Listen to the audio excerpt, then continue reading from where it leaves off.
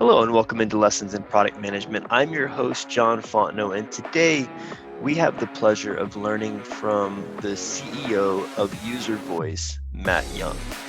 Matt and I talk about this concept of a customer-driven roadmap and what that actually means. And I guarantee you, as you read the title or listened to that come out of my voice, you had one of two reactions to a customer-driven roadmap. Either you hated it and you can't wait to listen to what we have to say so you can tweet about it and say bad things, or you nodded your head vigorously and said, yes, we're all about empathy and the customer is always right.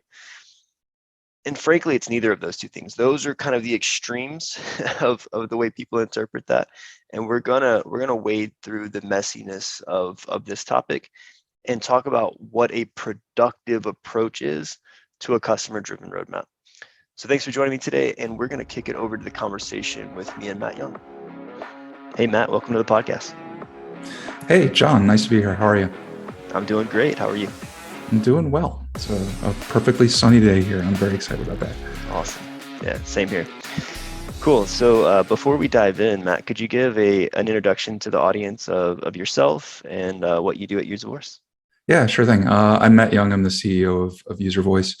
UserVoice has been around for, getting near 15 years now. It was the first tool that came to the market to assist companies and collect, analyze, and make sense out of feedback about their products. So we tend to study a lot of things about how different product management organizations work, especially in the software space.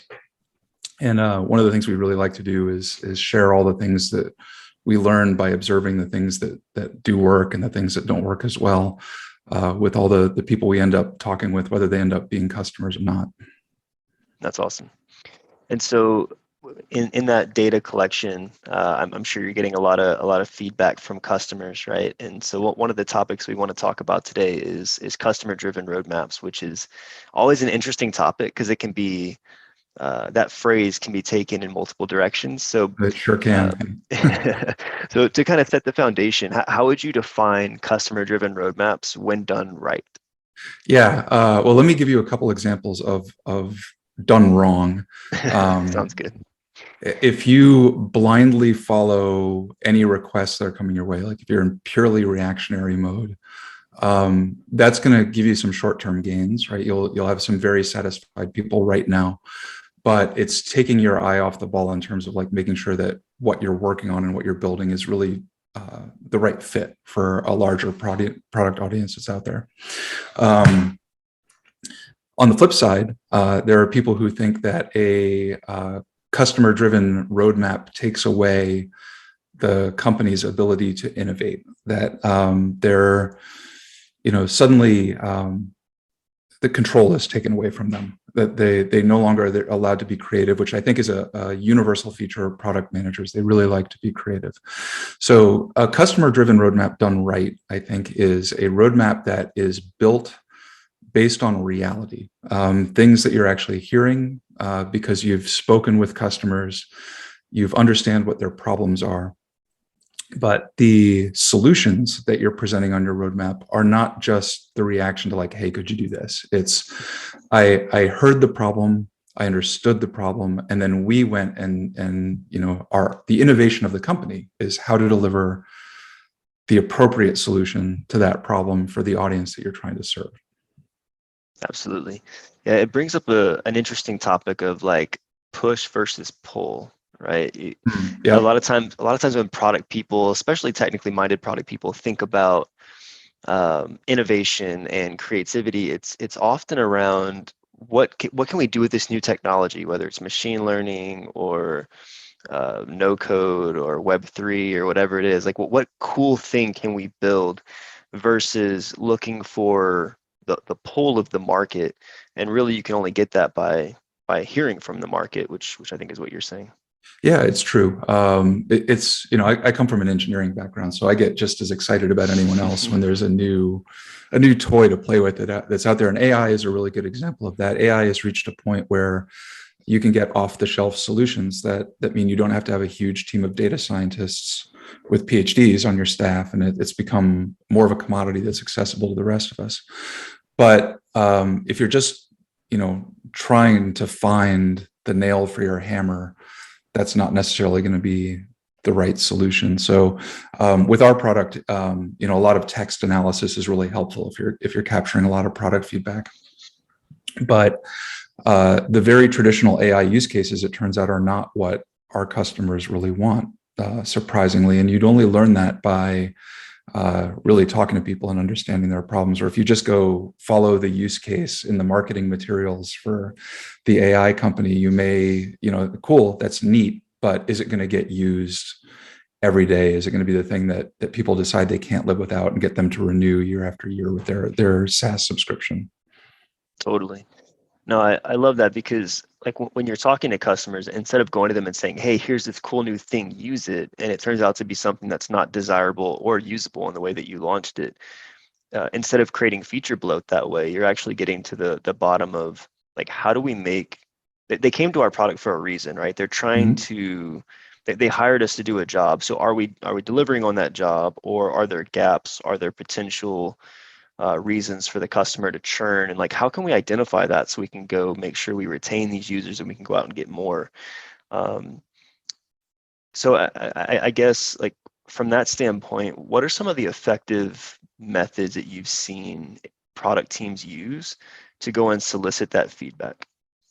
Yeah, I think that there are two big buckets of feedback I think about. There's passively collected feedback, which just means keeping your eyes and ears open for all the different places that it just naturally lands on your doorstep. And I think that that's usually some of the most honest feedback that you get, because someone, their head was like not in survey mode. They came to you with a problem and they offered something on your doorstep that tends to be more true and more honest. So if you have a system in place that just make sure that anyone who hears that, it might be a customer success team member, it might be a salesperson doing a demo or something, if they can grab that for you and like in as close to the customer's like actual voice as you can, that's a really good thing to grab. When it comes to actively going after feedback for people, I think that is the most useful when you've already narrowed the universe of your problem space down to, all right, what are the themes we're going to think about in the next, whatever your cycle is, 2 weeks, a quarter, a year, however your company operates. Being very deliberate about crafting an effective tool to get that information. And I'm not going to say the word like survey or anything like that, because that's just one way that you could go get this. Interviews are another way.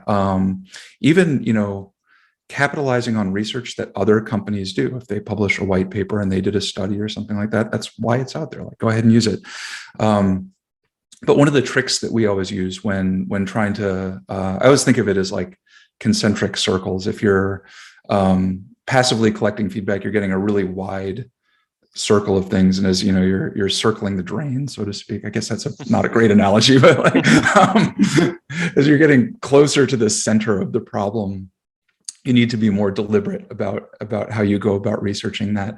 So one of the things that we always do as an exercise at UserVoice is to say, all right, we will explicitly write at the top of a document, what do we want to know by the end of this effort, whether it's interviews or a survey or something like that. And then we do this exercise where we kind of game plan based on what we think the answers might be. We'll say our customers might say this, they might say that, or they might say that. And we'll take it one step further and say, well, if the answer that we get is this one, what would we do? And if we can't clearly come up with a plan of action based on what we heard from customers, then we can go back and say, well, the questions that we're asking might not be right, or our hypothesis might not be fully formed enough, where it doesn't keep you from being surprised. You still might hear, none of the above as the answer that you're going to get. But at least it's a good like check and balance to help you measure the quality of the test that you're going to put in front of people, or the tasks that you're going to have them do. And by doing that, I think it really opens people's minds up on the product team, the marketing team, whoever's doing research, for all the different ways that you might go about learning about a particular topic. Yeah, that makes a ton of sense, right? I mean, a lot of times in product circles, we talk about product strategy and like, how are we going to solve a problem and take it to market? And within that narrative, there's like a baked in assumption that that we framed the problem correctly, we fully understood the problem, that we Hmm. validated the solution. And I think a lot of times those steps get missed. And so I think what you're talking about here is like kind of nested within product strategy, having a research strategy and saying like what needs to be true for us to be confident in making this decision, and how do we like what kind of research do we need to do to answer X, Y, or Z question? Am I understanding that right? Yeah. I think the obvious mode of research is when you're at a point where you've got a solution in mind and maybe you've got a prototype. Like that's a very concrete thing to go out and test. But there are levels above that that sit at the problem space level, Yeah. and making sure that there's actual value in having that. One thing that you said, I agree with you that a lot of companies can miss that reaffirmation of value, but a lot of people let that get stale over time. If you did this big study a year ago, is that still true today? I mean, the world today versus 365 days ago is really, really different, especially in the past few years. Like we've all seen a number of different things that have happened. So it's important to revalidate that stuff, but it doesn't need to be this Herculean effort. Like I was, when we're doing that exercise about, okay, well, if the answer is this, what would we do?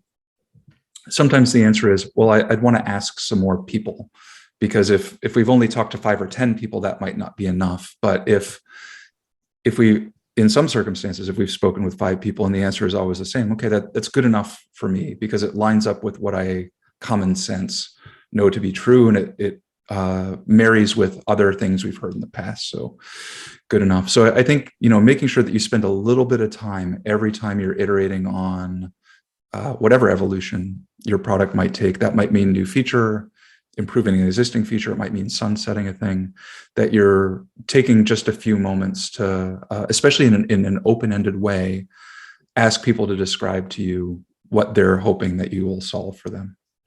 For sure.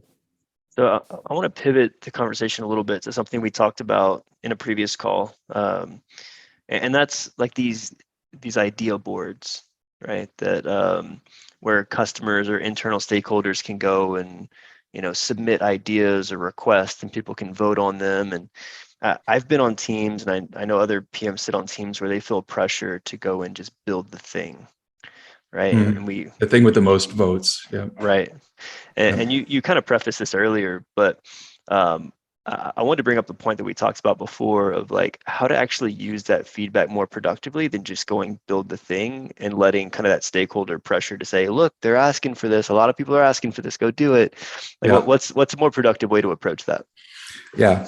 So for better or worse, we're the people that came up with that thing in the first place, the idea board concept that's been out there. And I think people are surprised when I say that that's not always the right strategy for a company to take.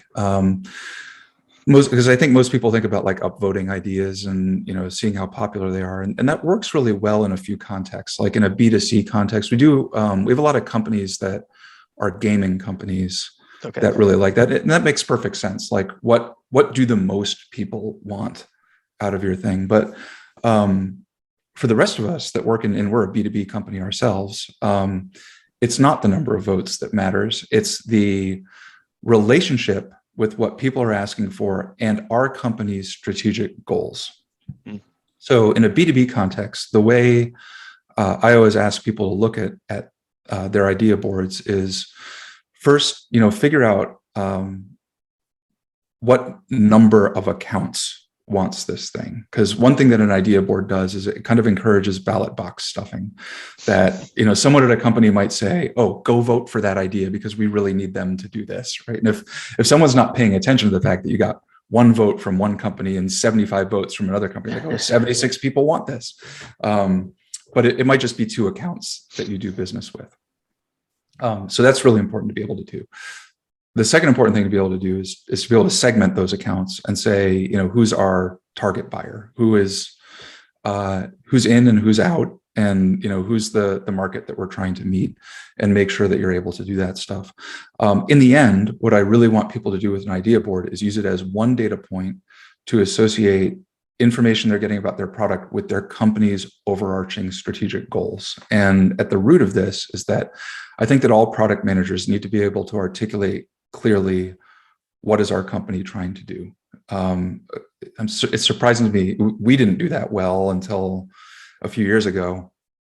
And it's surprising to me, like if ever I'm talking to a customer and I ask the product manager, like, what's your company trying to achieve?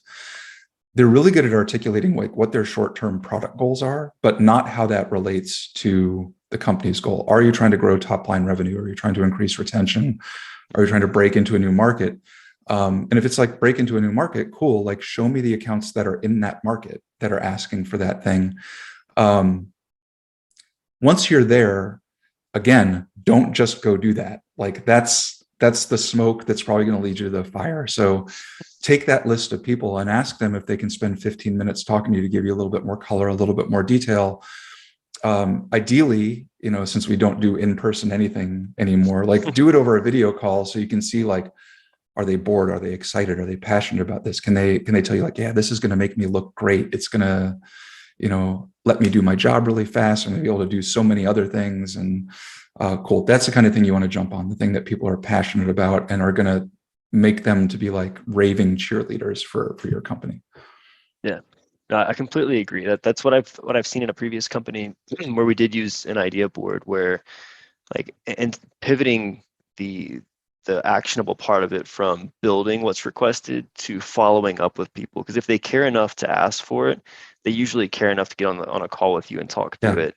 And a lot of times we misunderstood. We made hypotheses of like what they were actually asking for and why. And when we got on the call, it was something totally different from what we understood from what they wrote. So it's no one's going to write you a book, about what they want. And the subtleties of language really make a difference there. So yeah, getting some of that's cool. I will say there is one exception to the just go do it thing. One trick that I like to use is every time we get in between Thanksgiving and Christmas in the US, I think we're all at companies where like people are in and out, it's kind of hard to plan like bigger projects and stuff like that. Sometimes we just like take some of the most popular ideas and kind of treat them as like holiday presents for people. Like we'll just knock off some of like the most requested things, especially if they're like low hanging fruit, kind of simple things to do, especially like user interface improvements and that sort of thing. It's a good way to make the team who's working on some longer term projects feel like short term productive and get some quick wins as well. Yeah, that's a great idea. Because it's true. Certain times of the year, people are out of office a lot more, whether it's this time of year, people are vacationing, coming out of winter, or the holiday time. So August in Europe is another good example. Like relatively few people are working. So, hey, it's a great way to do some really, they're going to be productive type things with people. Absolutely. So Matt, it's been a pleasure talking about this. To wrap things up, what's some parting advice that you would give to the PMs listening in general as it relates to research? And then from there, maybe just give a quick pitch for like what makes UserVoice different from what the PMs might be using today. Sure. The parting advice I'll have for PMs has nothing to do with UserVoice. It's the thing I would hear time and time again is that people don't have time to do research, that we just need to do it. And I think if you think about the old measure twice, cut once analogy of building anything, I would argue that you don't have time not to do it, because if you're wrong and you deploy this thing, you've wasted a bunch of expensive engineering time, and now you're saddled with this thing that you have to maintain for who knows how long, that is going to be difficult to sunset. That was the wrong thing to build. So spend the time.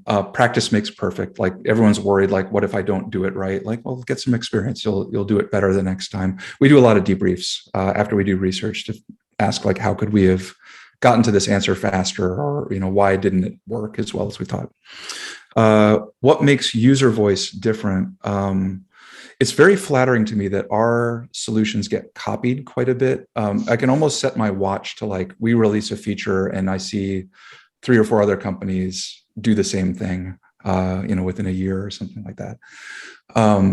What makes UserVoice different from other companies that handle product feedback is that we are dogmatic about studying how to do product management well and how to make good sense out of listening to customers and actually turning that into actionable stuff at your company. So I always think that when you buy UserVoice, you're half buying the software and you're half buying our expertise and our help and all that stuff. So, whether you're interested in UserVoice, the product, or not, any conversations that we have with anyone who works in the product space is valuable for us because that's who we're trying to build the tools for. So we always love to hear from people. Awesome. On that point, how do people get in touch with you if they have questions or want to give feedback? Yeah, uservoice.com is where you can read about products and all that stuff. Matt@uservoice.com is my email address. You're more than welcome to email me directly. And then on LinkedIn, if you want to find me there, that's cool. But I think email's better because LinkedIn has become a circus of advertisements these days and isn't as easy to get through all the noise. Absolutely.